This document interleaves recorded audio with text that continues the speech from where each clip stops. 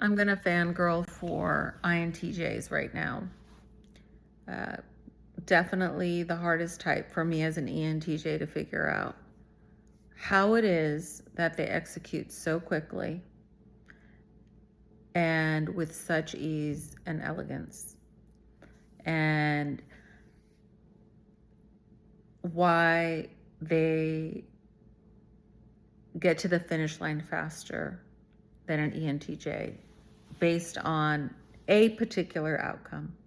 Not all outcomes, because INTJ with the TE in the parent function is disciplined about the outcomes that they want. They don't want all the outcomes. ENTJs can have more things, more balls in the air, let's say, than an INTJ. But I'm going to explain it to you right now, ENTJs, why these INTJs beat us at first. But we end up catching up, and I'll explain that in a minute. So every human being, I believe, on the planet likes pressure. The amount of pressure they can endure depends on each individual person. But everybody likes a little pressure. They like a game, a challenge. Why do we like it? It's because our hero and our villain function work together to overcome an obstacle or achieve a goal. And the genius that lies in the INTJ is that they know exactly, well, under pressure, they know exactly what they want and what they don't want. And they know what you want and what your intentions are. So if they already know what you want or what your intentions are, they're there before you even want it. They're already, it's like they can read your will. They can read your intentions. So that means if the people want this now, and I want this success, or I want to be known for this thing, I know exactly how to give it to them now. They are not overthinking it. Where TE and TI, we're going to think this thing through. They're not overthinking it. They have SE demon, and I have a new admiration for all the negative placements in a chart. So, sorry, they have SE inferior, so they're afraid of their performance. This paranoia makes them elegant. It makes them elegant. It makes them look like they're not sweating it in order to give you the performance, to execute the execution, the performance. And as they mature, and INTJs have the fastest way to maturing. I would say that of all the types, when they're healthy, INTJs mature the fastest. They respect their demon function, which is SI, which is what? Their memory and their principles. When this happens, I always do this. When that happens, I never do that. And ENTJs, we have SI blind spot. So we have like no principles, and we don't remember all that much.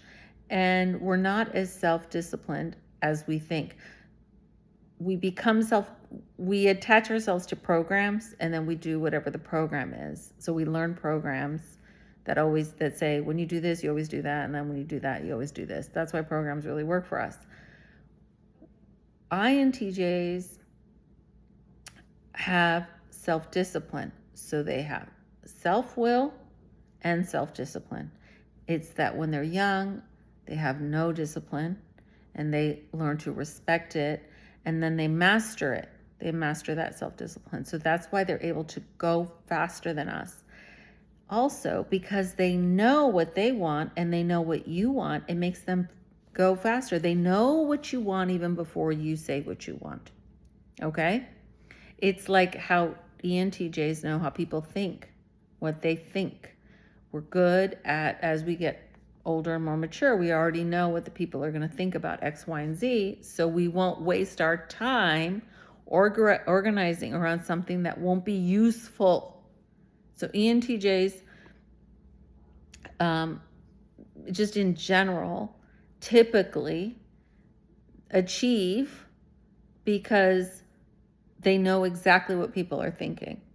And people, when they say what they think, then we decide how we value that thing, and whether, if it's not useful, they just won't do it. So I've been watching a lot of TikTok edits on tennis, and I've come across the Roger Federer, who is an INTJ, and Rafa Nadal, who's an ENTJ. So Roger dominated for a long time, and he was extremely elegant in his game. I mean, he looked like a dancer. He looked like a ballet dancer. I mean, hands down, beautiful, beautiful performance. And it looked like he didn't even sweat. It's like it seemed to me like he put in minimal effort and was just achieving things so simply and easily. Now Rafa comes onto this scene. I think there's like a 5-year age difference between them. And Rafa is very good. And it took him some time to figure out Roger's pace, because Roger doesn't need a rhythm, meaning control. INTJs are a movement type, so they can create chaos. So recently I watched an interview of Nadal, and he was explaining Roger's game in 2017, I believe he said, after Roger came back from an injury.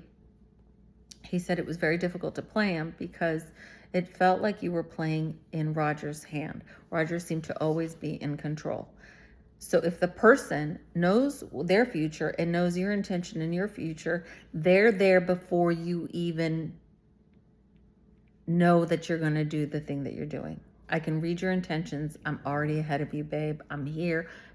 I already know what I'm going to do because I have SI, meaning I always remember that when that happens, I always do this, and when this happens, I always do that. So the only way an ENTJ can succeed in these moments is to outwork you. That's the genius of an ENTJ, and I'll explain that in a minute. So they have this ability to know what you are doing, ENTJs. So when you're coming up against an INTJ, just know he already knows your intentions. That's the thing you're not seeing. So you have to formulate a new strategy knowing that your opponent already knows what you're doing before you even do it. So you have to either implement more chaos towards an INTJ, and you know how to do that depending on your thing, or you have to be faster than them. So you use physicality. So you hyper-organize, because that's what TE does. It's like new information, hyper-organize. It's like building blocks, and new information comes in, and the blocks just rearrange themselves based on that new information. You just have to get faster at your TE. Because when Rafa in the beginning struggled against Roger, it's because there's not much memory with that opponent. But the more times Rafa plays him, he remembers, because we hold our memory in the cloud. We don't necessarily we don't remember it in here all the time. And so he can pull based on all the different opponents that he's played in different scenarios. So like a game, a match, and the different positions and movements, an ENTJ will then just pull it from the cloud. So they need lots and lots and lots of experience in order to have different strategies up here that they can pull from. But what happens is, what ENTJs do is, this is a natural thing, is we believe in mutually assured destruction. So if I'm going to die, you're dying with me, right? And so what what Rafa did against his opponents is made them earn every point.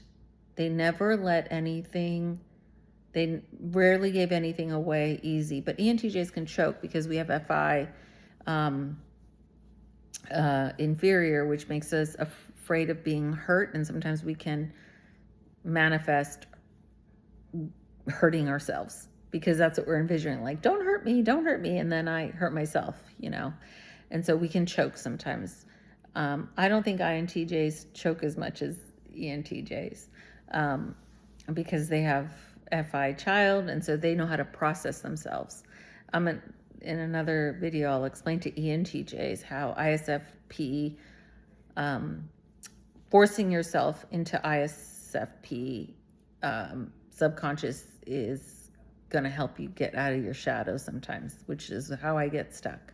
But anyway, back to the INTJ and ENTJ.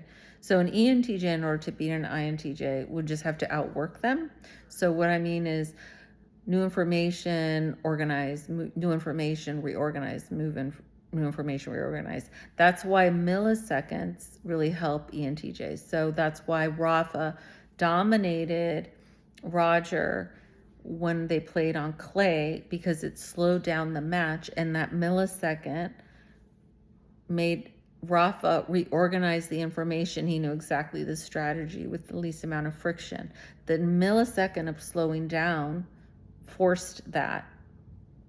Otherwise, in a fast-paced game, an ENTJ has to just dominate you physically, because TE, I think a lot of ENTJs would probably feel this. I think INTJs do too, but they would resonate with strength. Like, I am not a young woman, and yet I feel very fucking strong. And I don't know how to explain that other than that there's a lot of passion coursing through my veins all the time. It's like I'm ready to jump up and leap and go, you know, do something. It's like I'm a lion that's like resting but ready for that jump. And so over the course of time, you can imagine a whole life, that kind of passion just brewing inside you all the time. It makes you strong. But I would say INTJs are strong too. They're different. We're all a little different. But the ENTJ would push themselves physically and reorganize from moment to moment to beat you through forcing you to endure and break down your body. But I wouldn't say that that was skillful. I would say that that's the capacity to endure suffering, right? Where an INTJ has just skill, which I'm just like, fuck, how do they do it? How do they do it? But now I know how they do it. They can see their future and your future, and they see your intentions. They know what you want. They're there before you even want the thing, and then they give you what you want, what you asked for, right? So it's like, oh, we're playing this game? Oh, okay, I can adapt. I'll play your game. Like, I know you're going to do this. All right, great, we'll do that. They can just pivot in that way, but they can only go for so long. And when an ENTJ starts to remember your strategy over and over and over again, then they've matched you, right? So their SI has met your SI, and they're going to use force. Now they can just bulldoze you. But it doesn't happen fast. It's something that accumulates over time. But INTJs, you guys are fucking dope as shit. I'm just always in awe.